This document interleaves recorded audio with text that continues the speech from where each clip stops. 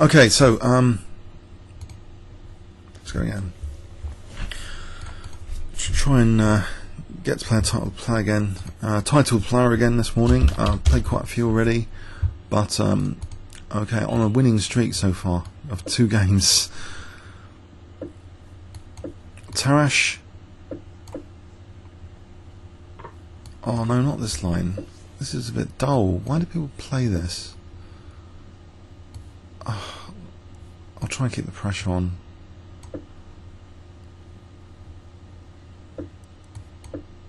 It's knight rerouting.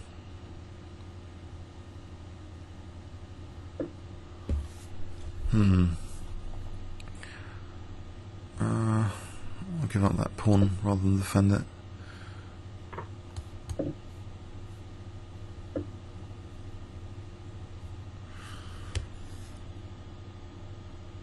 Tempted to sack a knight now. Then sack on e6. Which knight? h1? It's not doing much.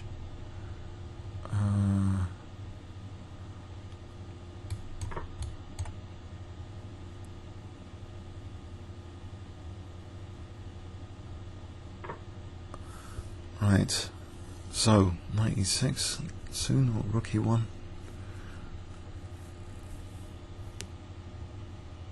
Has he been beating everyone up? Just a quick check of his history. Scattered up and down. Right, so knight e6 for bishop g6. Is that overkill? Probably. Where is he going to cast anyway if I just build up pressure here? Something like queen f3 would be building up pressure. It's knight e5. So rook e1 or f4? It would be f4.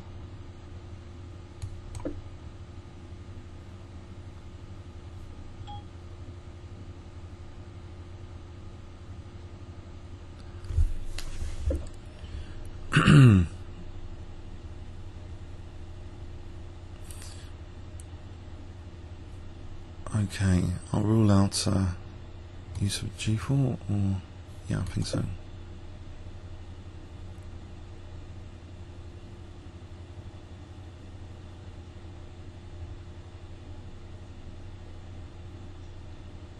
I want to get my rooks in the centre, basically.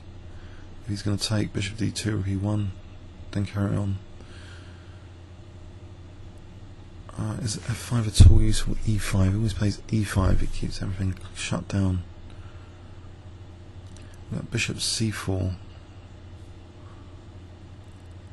or queen e2, or queen f3.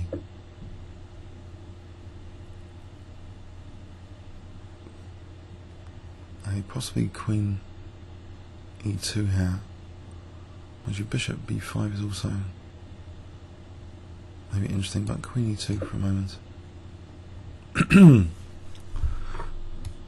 If I take with the c pawn, just make sure I can use the c file.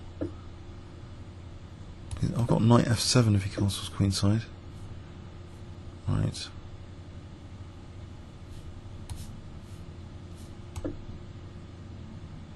What about rook f2, just to make sure my queen can move now?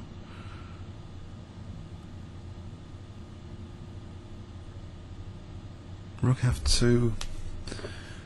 Then what? f5. What about f5 immediately? e5. Okay, I can't take this with g2, so maybe rook f2.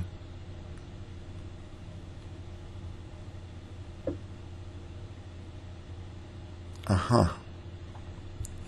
So knight g3 is a big threat, is it? Queen g4. Queen g4. Is anything better? Nope, I don't think so. Not that I can see it now.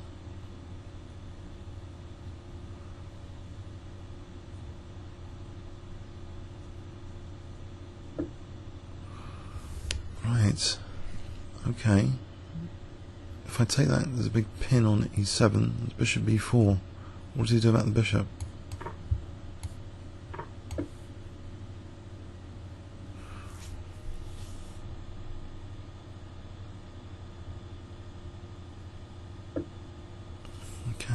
Good stuff. Take on E7 or F7? Or Rook E7? I think Rook E7.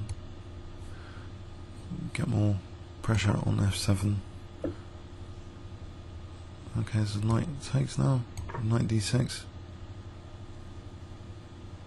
Or Bishop D6.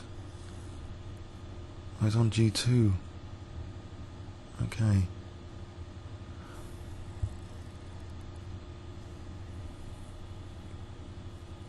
Did I need to do that? Is Knight F4 maybe on the cards? I don't know. No, I don't think so. So his rook is out of the game here. Without Bishop A5, there's B6. Bishop D6, Rook C7. That looks good. Bishop D6 for Rook C7. It protects F4 as well. Bonus. And also maybe Rook C2 is useful here. So Bishop D6, I think. Then Rook C7. The knight's actually protecting D8, so he can't come back. Okay, is he going to use that pin? Does it matter?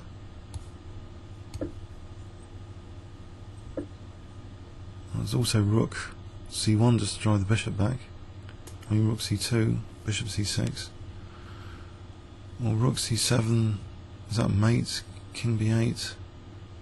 In that position, there's Rook C5, and it's like mating, isn't it? That looks like mate there. He's resigned. Yeah. I think this is mate. That is mate on the. Okay. Okay, I was a bit lucky. Yeah, I know, a bit reckless driving again in this game, I must admit. But there's a big question here, though, very, very big question, which even applies, I think, to long games. Well, it occurred multiple times actually.